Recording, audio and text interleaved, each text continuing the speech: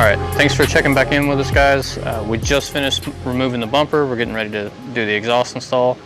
So now we are going to proceed with getting the remaining trim off and getting the impact bar out and the factory exhaust system out. We have two T30s in the tops, and then we have some 13s down below. You have one over here, one on this side, and then this will just slide right out of place.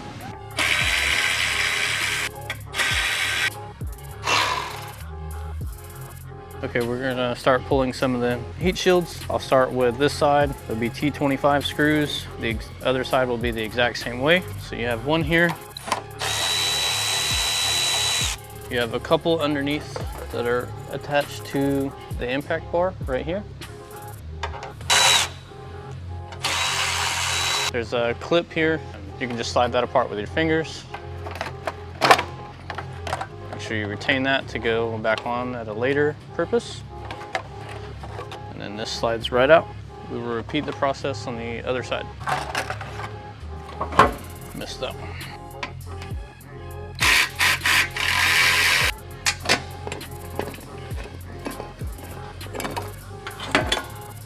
All right, impact bar just come off. While I'm down here, I'm gonna go ahead and take these T30s off. What we're gonna end up doing is removing the tail lights and this middle shell, and that will expose the entire exhaust and all the surrounding heat shields so that you have ample room to get to it. All right, moving along to the top side. We took the T30s off on the bottom. You have the same ones up here. You have one here and one here. These four we removed earlier. These four, this bracket's gotta come loose, and part of getting this off, you gotta take a 10 mil here, here, here, and here.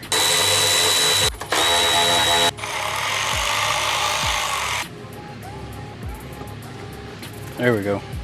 So what you couldn't see was when this is shut, you don't have any room to gain access to these 4 bolts. There's 2 on this side, 2 on this side.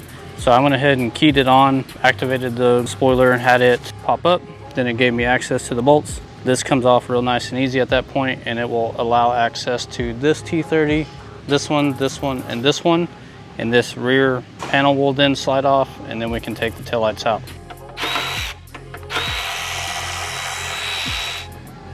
You gotta be careful when pulling these. There is a couple of electrical connectors back here.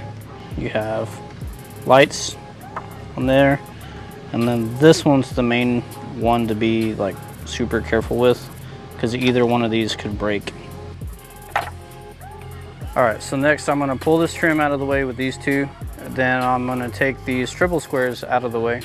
The front one I'm gonna completely remove. The back one I'm just gonna loosen it up. What that's gonna allow me to do is it's gonna allow me to pivot this upwards, and we're gonna put it at an angle about like so. Then I'll re-tighten this to allow us more room to pull the exhaust out without fighting it.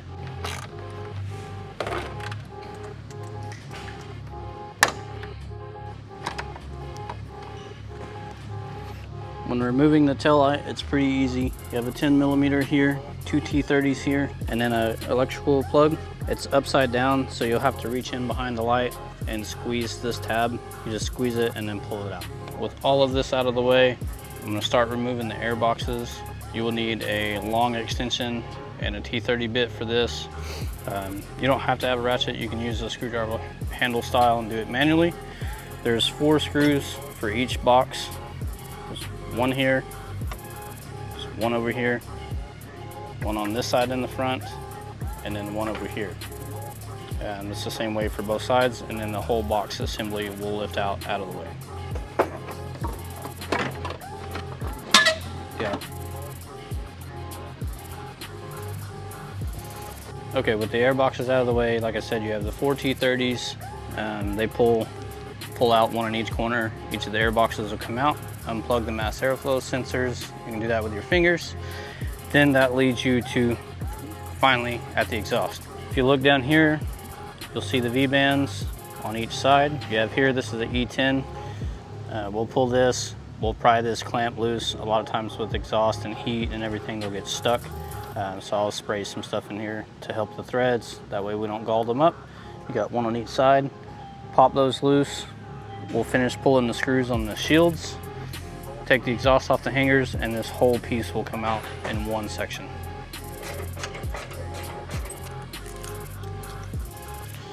All right, at this point, I've got everything out of the way up top.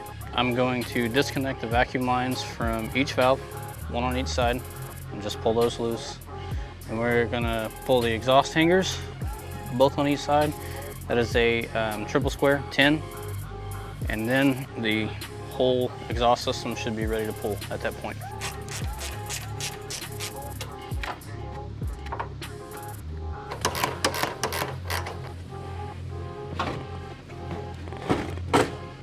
Woo! Weighs 73 pounds. So what that weighs, if you put it on a scale, it is out.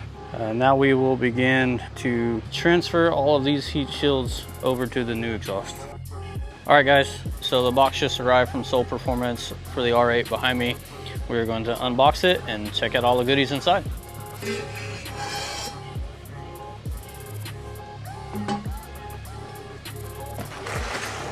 So this is the race version.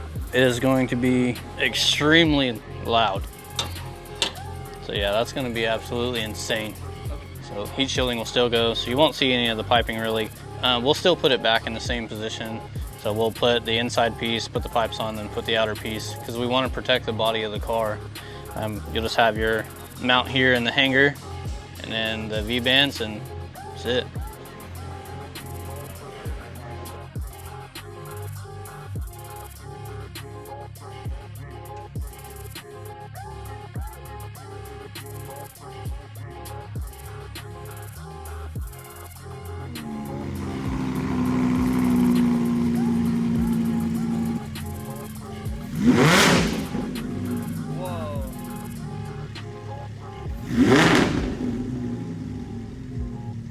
We finished mocking the exhaust up last night before we closed.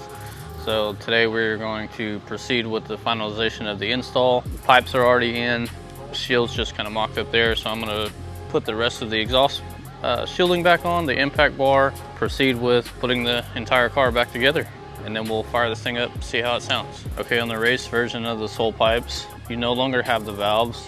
So this line, we will disconnect it. You can clip this fitting right here. You can use a pair of dikes or cut-off wheel, whatever's available to you. So we will do that. And then Soul sends a package of a couple of vacuum caps. Send you 2 different sizes. So you slide a couple of those on there. Probably throw a zip tie on it just to secure it. And then that'll keep your system closed.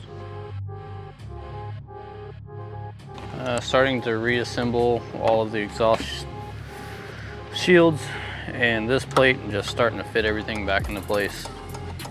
Being that it has no muffler now, a lot of the hanger bolts and everything like that that held the shielding straight is no longer there. So we just have to rely on screw points and body panels to line the heat shields back up.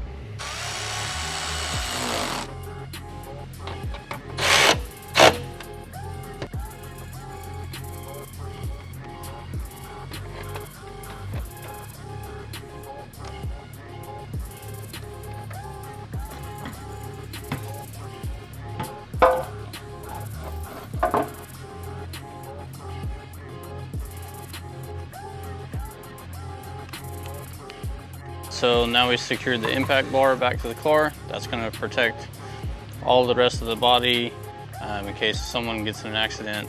So we are good to go, and we'll continue on with trim and bumper and taillights and get this thing back in one piece.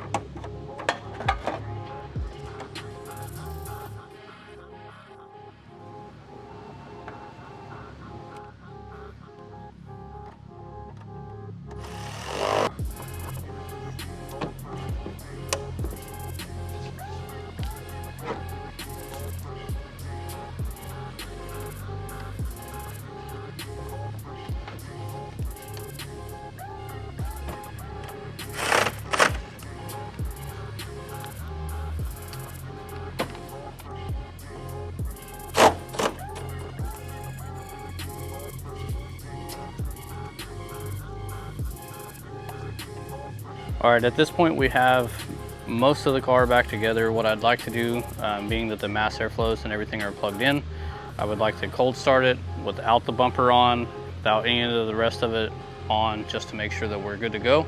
No exhaust leaks, no rattles, none of that. And then as long as we're good, we'll continue putting it back together.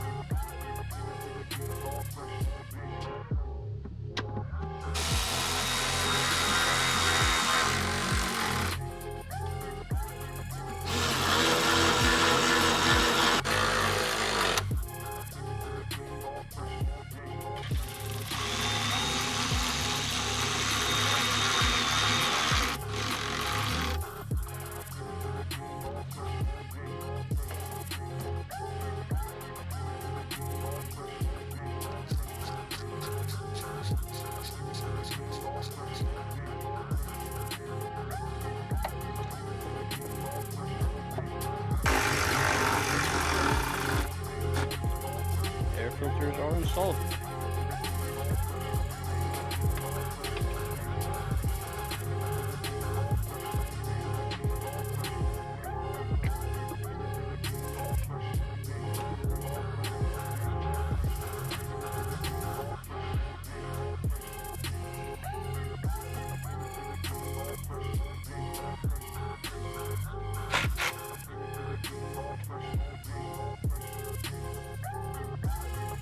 Okay, now that we've finished installing the BMC air filters, we have everything else good to go. All the shields are on, ready to reinstall the bumper. Then we'll put the top trim back on and this car will be ready to go home.